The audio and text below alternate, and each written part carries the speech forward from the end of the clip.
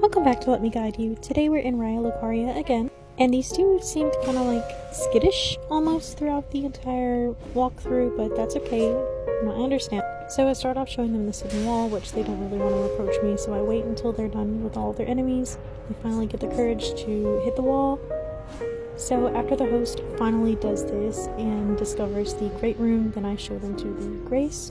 Now throughout this tour I do make sure that I'm a little bit away from them for a while, just because they probably don't trust me. They've probably had a lot of bad invaders, so I'm trying to make them as comfortable as possible.